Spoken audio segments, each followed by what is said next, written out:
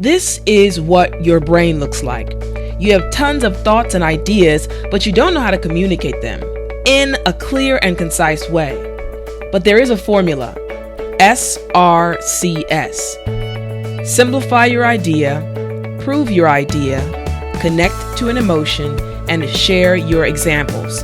And today, I'm going to show you exactly how to use this formula. Welcome to Speak English with Tiffani. I am Teacher Tiffani. Let's jump right in.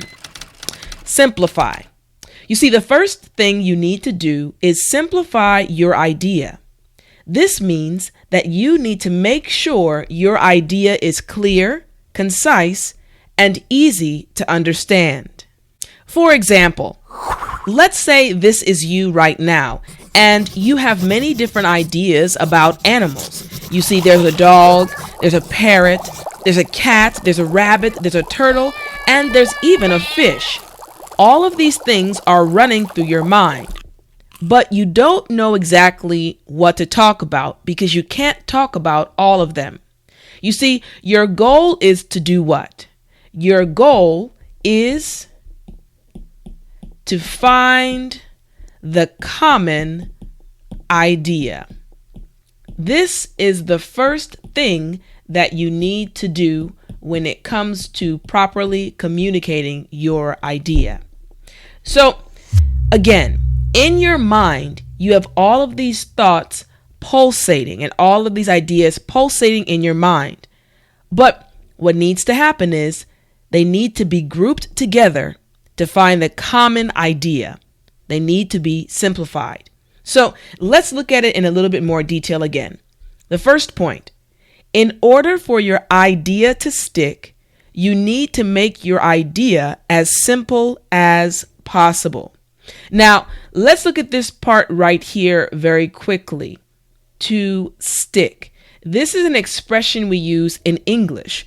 To stick just means to remain in a certain place, okay? To remain in a certain place.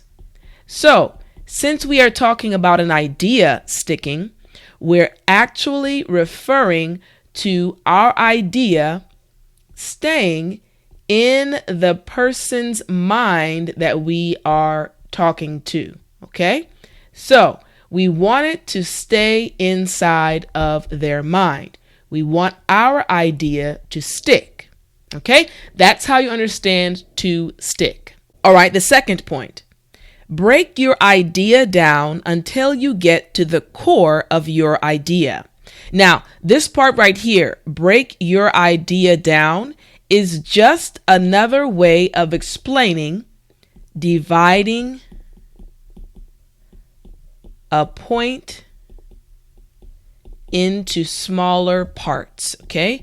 Into smaller parts or smaller pieces. So in English, we say, break your idea down, okay? Divide it into smaller pieces. And then the last part says, the core of your idea. Now, for this one, you can think of an apple core.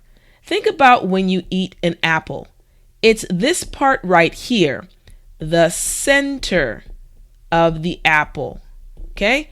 So, core just means the center or the main point, okay? The main point. So once again, point 2 says, break your idea down until you get to the core of your idea. Remember, we're learning how to simplify so that we can properly communicate our idea.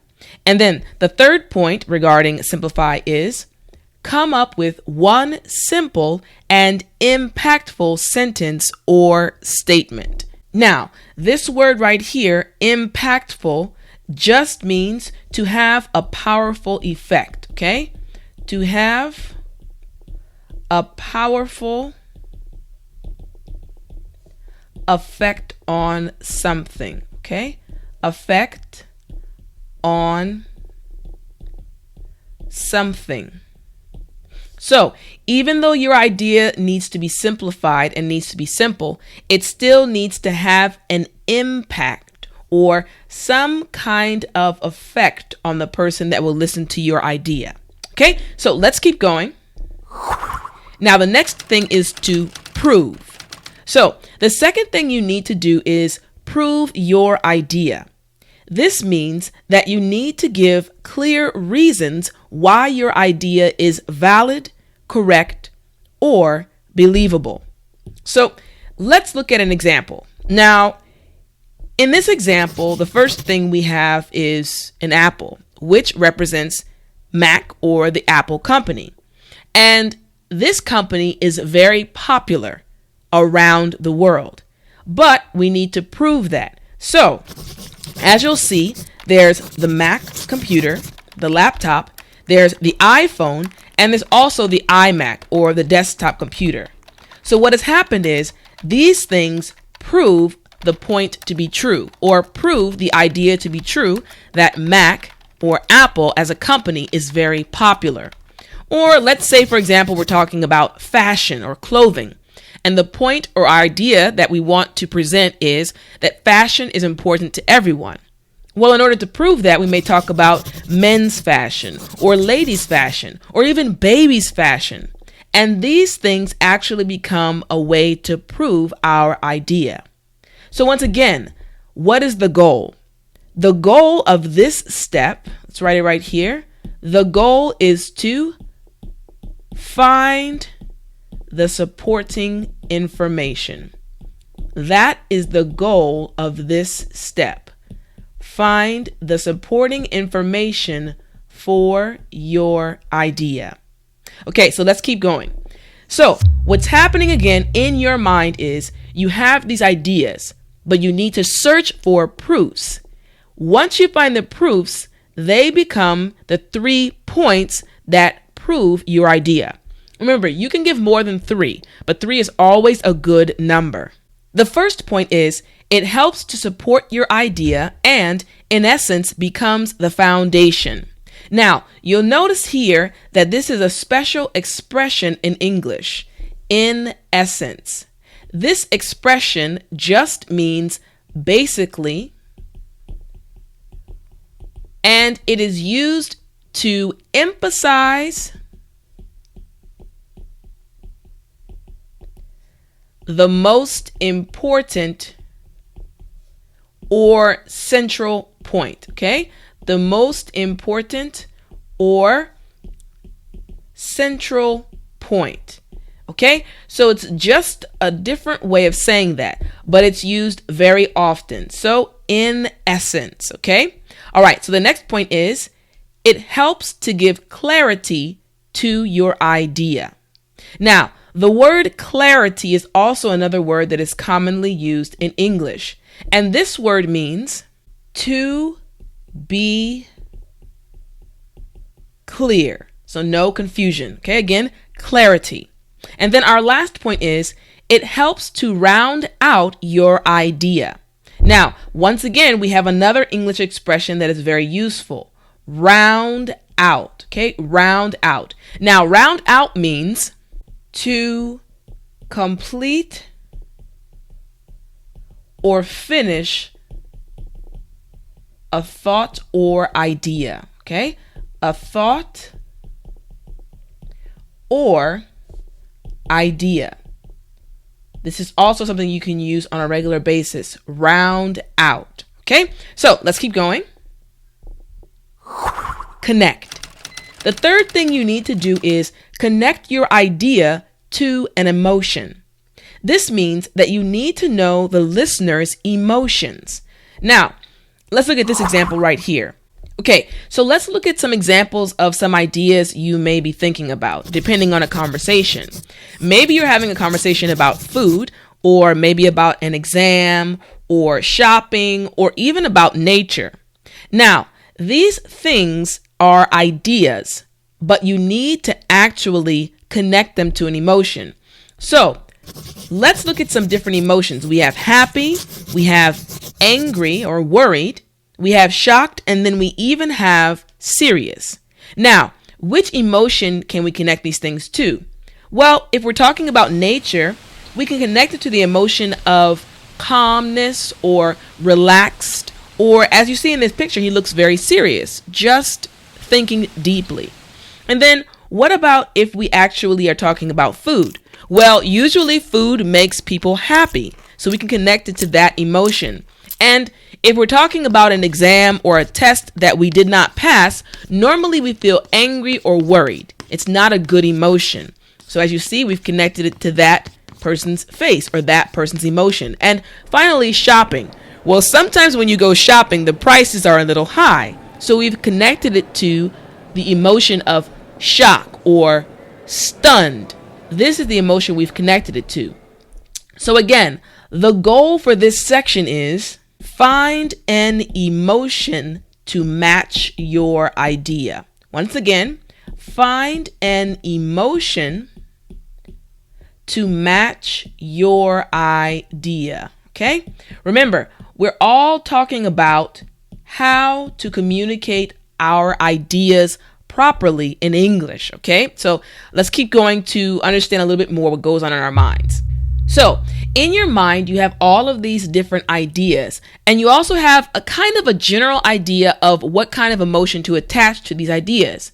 And you want to connect those emotions with your ideas. So now the first point about this is important because your idea will stay in the listener's mind if they care about it. So the key is you need to make sure your listener actually cares about what you're talking about. So you don't just want to talk over and over or speak without caring about the listener's mind or the listener's feeling, okay?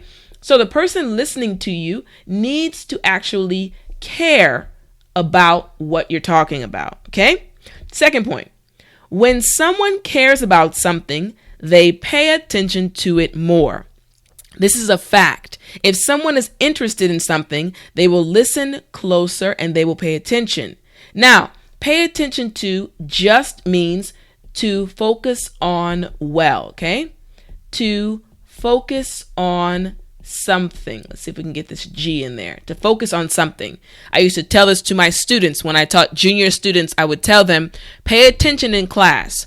Or in other words, focus on the information, okay? And point 3, by connecting your idea to the listener's emotions, you inadvertently answer the why question in their mind. Now, this word right here is a common word in English, and it actually means to do something without intention. Or in other words, to do something accidentally, okay? Not on purpose, accidentally, okay? We say inadvertently, okay? All right, let's keep going. Now, share. The fourth thing you need to do is share your examples. This means that you need to give a metaphor or an analogy, or in other words, a story or an example. So, for example, there are many different experiences that happen in our life. So let's say, for example, you wanted to talk about a movie that you saw recently, or maybe you wanted to talk about a trip, a vacation, or something you did where you traveled to somewhere special. Or you can even talk about a celebration, maybe a birthday celebration, or even a wedding anniversary. Or you can talk about office life, what it's like to work at your company. These are things that you can share in order to support your idea. So again, the goal is to find a story to match your idea. Once again, find a story to match your idea. Let's fix that. Idea. That's your goal. Find a story to match your idea. So what's happening in your mind is you have all of these stories and you're looking for a way to share them to connect them to your idea. So your idea is in the center and you're actually putting out more information, giving them stories and sharing information that's connected to your idea.